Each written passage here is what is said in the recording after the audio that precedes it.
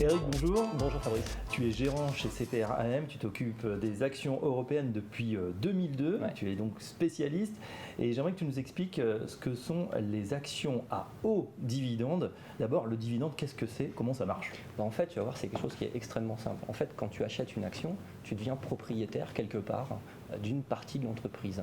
Eh bien, le fait d'avoir ce type de propriété, ça te donne des droits. Et un de ces premiers droits, c'est de profiter d'une partie du résultat. Et cette partie du résultat, c'est ni plus ni moins que le dividende.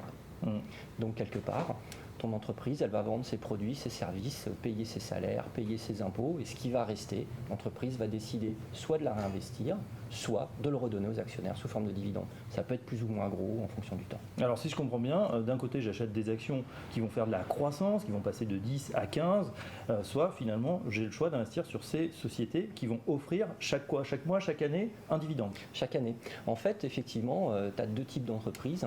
Les entreprises de croissance, elles ont absolument besoin de réinvestir parce qu'il faut de nouveaux réseaux commerciaux, de nouvelles capacités de production. Et puis tu as des business models un petit peu plus matures où il y a un petit peu moins de croissance, mais beaucoup plus de stabilité. Et ces entreprises-là, elles, effectivement, vont te donner un dividende plutôt pérenne et stable dans le temps. Ouais, pour bien comprendre quelques exemples, on parle beaucoup des valeurs technologiques, des valeurs techno, Apple, Amazon, etc.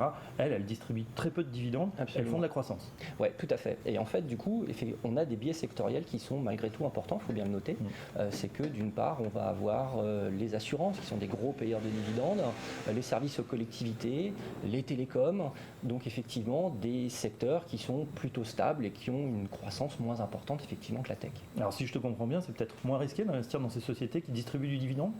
C'est différent, effectivement un petit peu moins risqué parce que ce sont des entreprises qui sont extrêmement solides. Pourquoi? Parce qu'encore une fois, le bilan est sain, les parts de marché sont fortes et sont présentes pour pas mal de temps et il reste encore quelques marges. Bon, alors c'est peut-être la vraie bonne idée, ces actions, mais qu'est-ce qu'on peut en attendre en termes de rendement? Qu'est-ce que ça va m'apporter? En fait, quand on a une période de taux bas comme aujourd'hui, c'est une alternative d'investissement qui est vraiment intéressante parce que tu prends sur les obligations, sur ce qu'on appelle les corporates, donc sur ces entreprises, tu vas avoir à peu près un rendement de 1, 1,5. Si tu prends les actions de la zone euro, tu vas avoir un rendement qui est autour de 3, 3,20. Et si tu vas chercher ces entreprises qui vont payer les hauts dividendes, tu peux espérer monter aujourd'hui jusqu'à du 6,5, voire du 7, donc des rendements qui sont sans commune mesure. Mais Eric, quand on regarde la cote, on voit effectivement qu'il y a des actions qui payent ces fameux dividendes 5, 6, 7. Est-ce que ton job finalement c'est pas de choisir celle qui offre le plus de dividendes? J'aurais bien aimé, ça m'aurait arrangé, ça aurait été vachement simple, mais en fait c'est un peu plus compliqué que ça.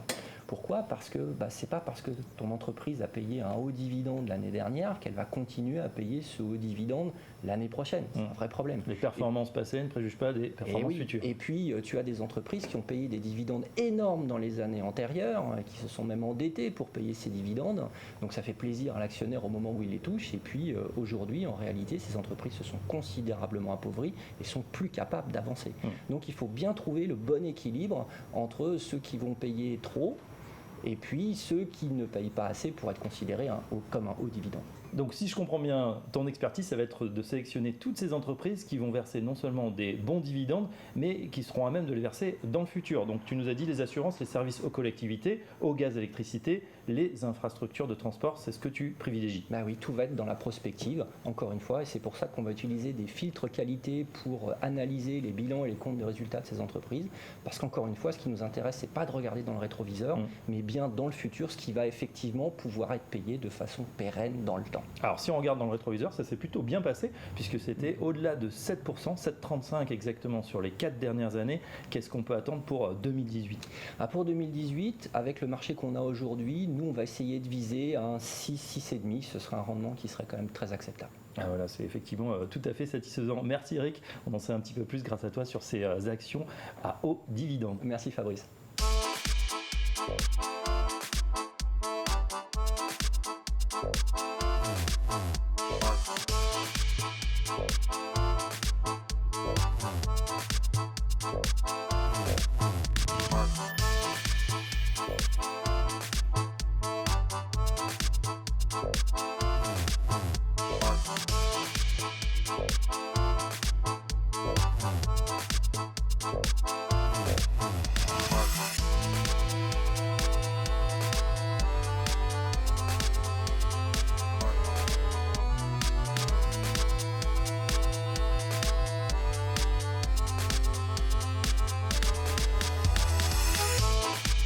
Podcast.